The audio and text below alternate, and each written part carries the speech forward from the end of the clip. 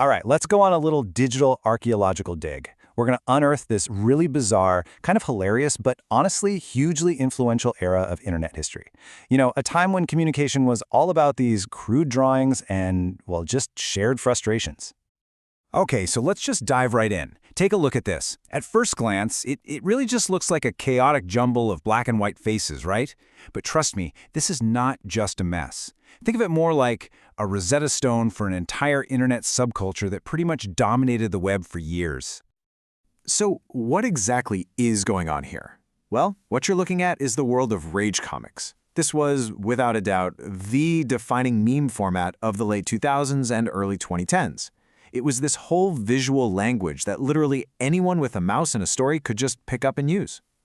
And that's really the key thing you got to understand here. These comics, they weren't about being a great artist or telling some complex story. Nope, it was all about speed, simplicity, and just being relatable. It was basically a tool, right? A way to quickly share a funny story or an awkward moment, or maybe one of those super infuriating experiences with the entire internet.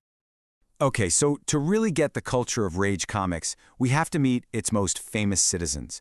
So let's do that. Let's excavate them one by one, right out of that chaotic collage we just saw. And our first find is, oh yeah, it's got to be the most iconic one of them all, Trollface. I mean, you know this face, that smug, knowing grin. It just became the universal symbol for internet mischief. It was for anyone who's ever enjoyed, sparking a little online chaos just for the fun of it. And then, of course, we have the OG, the one who literally started it all, Rage Guy. This face, it just perfectly captures that one specific moment, when something incredibly simple goes horribly, infuriatingly wrong, and it all leads to that primal scream of F, F, you. We've all been there.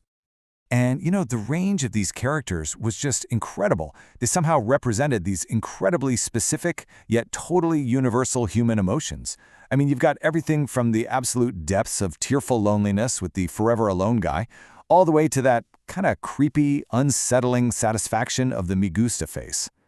And from there, the library of faces just exploded. It felt like overnight there was a face for pretty much every conceivable situation. You had one for accepting a ridiculous challenge, one for just resigned acceptance, the okay guy, and of course, the face for demanding to know why do something. It really became a complete visual shorthand for human interaction. Okay, but how did these faces actually work? How were they used? Because they weren't just simple reaction images, not like the GIFs and stickers we use today. No, they were the vocabulary of a whole new visual language, one that had its own grammar and its own structure.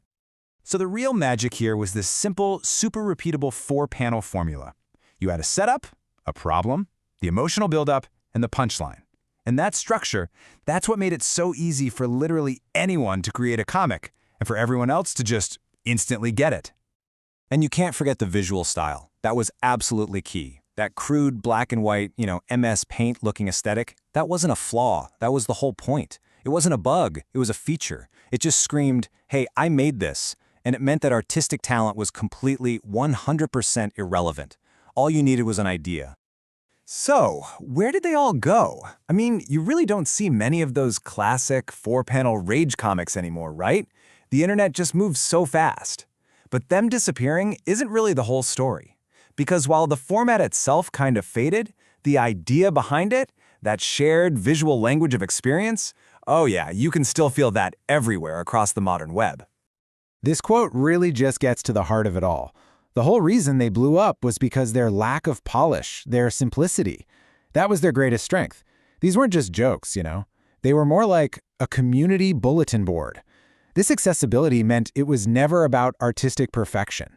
It was about creating this massive inside joke that anyone who'd ever felt that specific feeling could immediately be a part of. So why does any of this matter? Well, ultimately, rage comics fundamentally changed how we all communicate online. Think about it. Before them, making internet content usually required some kind of technical skill. They just blew that door wide open. They proved that a relatable feeling was way more powerful than some polished design.